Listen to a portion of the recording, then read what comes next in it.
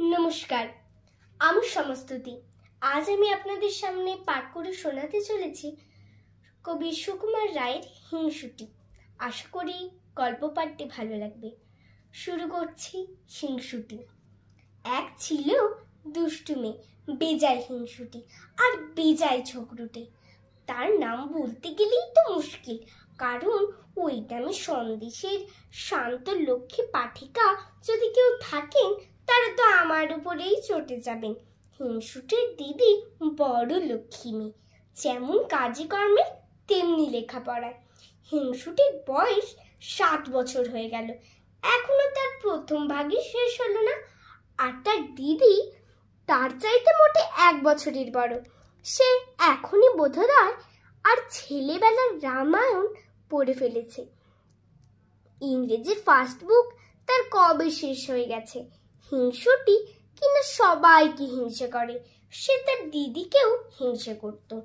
দিদি স্কুলে যায়, প্রাইজ পায়, হিংসুটি খালি বকুনি খায় আর শাস্তি পায়। দিদি সেবার ছবির বই প্রাইজ পেল, আর হিংসুটি কিচ্ছু পেল না।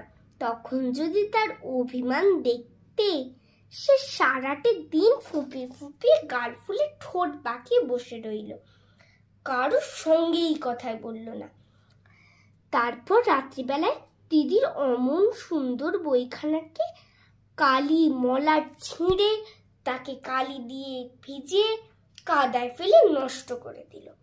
এমন দুষ্টু হিংসুটে মেয়ে। হিংসুটির মামা এসেছেন, তিনি মিঠাই এনে দু বোনকেই আদর করে খেতে দিয়েছেন। হিংসুটি তার দিদির খাবারের দিকে তাকিয়ে ভ্যাঁ ভ্যাঁ করে কেঁদে ফেলল। মামা ব্যস্ত হয়ে বললেন, কি রে, কি হলো, জিভে কামড় লাগলো নাকি? হিংসুটির মুখে কোনো কথা নেই, সে কেবলই কাঁদছে। তখন তার মা একবার ধমক দিয়ে বললেন, কি হয়েছে বল না।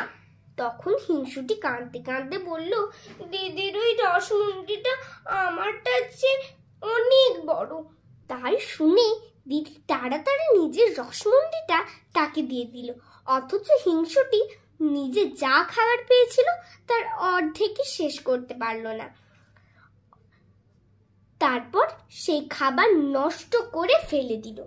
দিদির জন্মদিনে দিদির জন্য নতুন জামা, নতুন কাপড়। আসলে হিংসুটি তা নিয়ে চেঁচিয়ে বাড়ি মাথায় তোলে। একদিন হিংসুটি তার মায়ের আলমারি থেকে দেখে খুঁজে পেল লাল জামা, লাল জুতো পায়ে টুকটুকি রাঙা পুতুল বাক্সের মধ্যে শুয়ে আছে। হিংসুটি বলল, দেখেছো দিদি কি দুষ্টু, নিশ্চয় মামার কাছ থেকে পুতুল আদায় করেছে, আবার আমায় না দেখে মায়ের কাছে লুকিয়ে রাখা হয়েছে। তখন তার ভয়ানক রাগ হলো। সে ভাবলো, আমি তো ছোট বোন, আমারই তো পুতুল পাওয়া উচিত, দিদি কেন মিছে মিছে পুতুল পাবে? এই ভেবে সে পুতুলটাকে উঠিয়ে নিল। কি সুন্দর পুতুল, কেমন মিটি মিটি চোখ আর ফুটফুটে মুখ, কেমন কচি কচি হাত পা, তার টুকটিকে জামা কাপড়, যত সব ভালো ভালো জিনিস সব কেনা দিতে পাবে। হিংসুটির চোখ ফেটে জল এলো। সে রাগে পুতুলটাকে আছড়িয়ে মাটিতে ফেলে দিল, তাতেও তার রাগ গেল না। সে একটা ডান্ডা দিয়ে ঠাই ঠাই করে পুতুলটাকে মারতে লাগলো। মারতে মারতে তার হাত, নাক, মুখ, পা ভেঙে ছিঁড়ে, জামা কাপড় ছিঁড়ে আবার বাক্সের মধ্যে ঠেসে রেগে গড় গড় করতে করতে চলে গেল। বিকেলবেলা মামা এসে তাকে ডাকতে লাগলেন আর বললেন, তোর জন্য কি এনেছি দেখেছিস?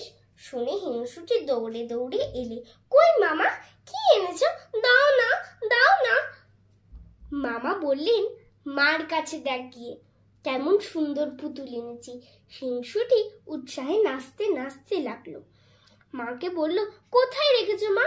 মা বললেন, আলমারিতে আছে। শুনে ভয় হিংসুটির বুকের মধ্যে ধড়াস ধড়াস করে উঠল। সে কাঁদো কাঁদো গলায় বলল, সেটার কি লাল জামা আর লাল জুতো পরানো, মাথায় কালো কোকড়ানো চুল ছিল? মা বললেন, হ্যাঁ, তুই দেখেছিস নাকি? হিংসুটির মুখে আর কোনো কথা নেই, সে খানিকক্ষণ ফ্যাল ফ্যাল করে তাকিয়ে তারপর একেবারে ভ্যাঁ করে কেঁদে এক দৌড়ে সেখান থেকে পালিয়ে গেল। এরপরে যদি তার হিংসে আর দুষ্টুমি না কমে তবে আর কি করেই বা কমবে।